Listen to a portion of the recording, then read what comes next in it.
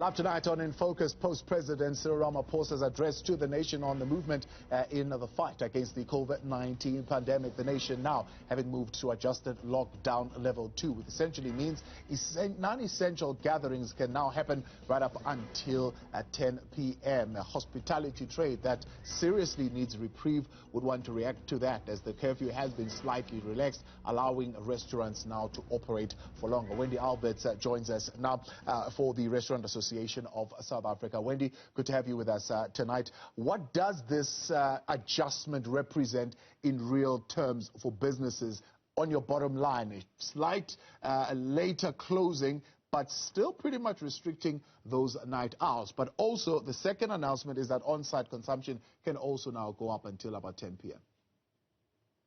Thank you so much. Our restaurateurs are trying so hard just to stay positive and to keep afloat and keep their doors open. So any small amount of hope for us is certainly a step in the right direction. So as little as what this might seem in a win for an hour, for our businesses, it's a tremendous amount of contribution. And in the whole value chain, it pays it forward, bigger tips, more tips for the staff that are there, potentially 1 or 2 extra staff that can come back to work, generally at purchasing a few more supplies from the suppliers. And so the whole economy within the value chain of the restaurant sector reopens and starts to open, allowing us to have a dinner time trade. At this point in time, we're trading at about 25% of capacity with 100% of debt. Dinner time trade is 70% of our turnover. And whilst, we're still then putting pressure on the late nighters, we're still able now to have a dinner time trade, which will bring some form of contribution to added turnover to our businesses. Yeah. It's a little too late for many of our restaurants, sadly. We've been sitting in a very frail position. We've been certainly asking for this relief for the last 6 weeks, but we are appreciative that government has certainly engaged and understood that we've needed to lift the curfew in order to have a dinner time trade. So what you're saying to us, Wendy, is that dinner patrons would feel much more comfortable knowing that at least they can stay in your establishments up until 10 p.m. And that in itself represents an extra person being hired. It impacts the entire value chain in terms of the stocks that you will now go and procure and so on and so forth. Massive, because at this point in time we've had to stop serving alcohol at 8 o'clock. And generally make the last notification around about 8:30 for people to start vacating the premises. And people pay a large proportion of money to come into an establishment to enjoy the experience that is put on offer with a combination of food and alcoholic beverages. And this is what's lent itself to not being able to have a proper dinner time trade. Also, the numbers have been very restrictive. And we are sitting and we are drowning in debt at the moment. We're drowning in administrative issues. We're drowning in letters of demand from all the obligations that we've got via debit orders and contractual obligations of people looking for money. We certainly are begging the landlord to please support us. We almost feel like we are, it's our fault that the situation has happened because the landlords don't seem to understand that government has put us under restrictions.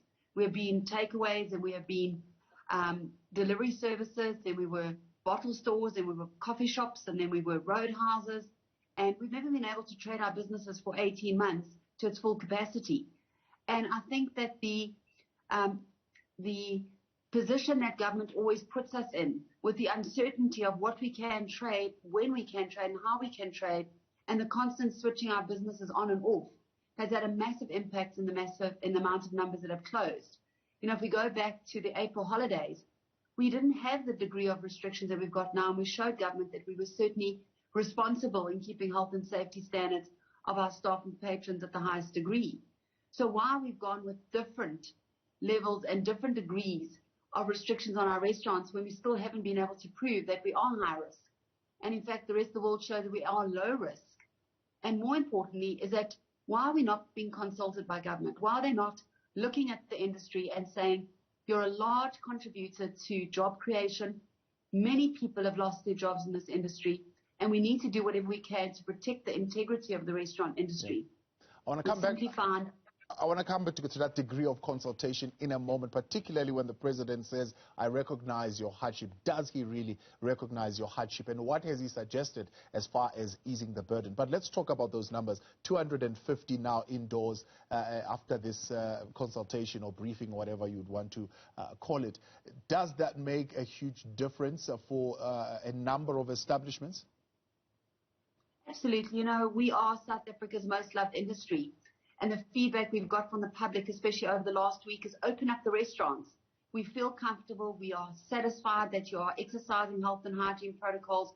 We want to be in your establishments. We need the numbers lifted. Summer is here. The weather is generous to our time in the spring and summer in South Africa. And we need to open up outdoors as well as indoors. In many of our restaurants, we've got 400-500-seater restaurants that have only been able to trade with 50 seats. So you can imagine the financial pressure that this has put our restaurant industry under. So this means a large volume of new turnover for us and new potential to be able to try and reach those letters of demand and hopefully find some reprieve and some negotiation to let these suppliers understand that we're doing our level best to be positive, to keep our doors open, to invite the public back into our restaurants, and the ongoing support from the government to graciously thank them for keeping the restaurant industry afloat. Now, let's then talk about this consultation and the issues that you're raising with the president and the support that you're getting for those issues. The restaurants that you're saying for the last 6 weeks you've been calling for the lifting of these restrictions. Do they recognize your hardship, and are there steps really being taken to ease your burden? Now, one of the broad scopes of the restaurants that we spread over so many different ministerial divisions. So our liquor license are housed in one part, our labour is housed in another part, we fall within the Department of Tourism.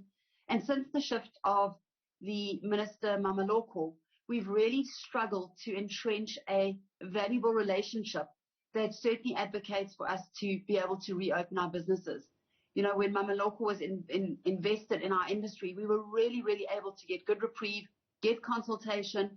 Her doors were open to the industry. There was a gainful understanding to how our business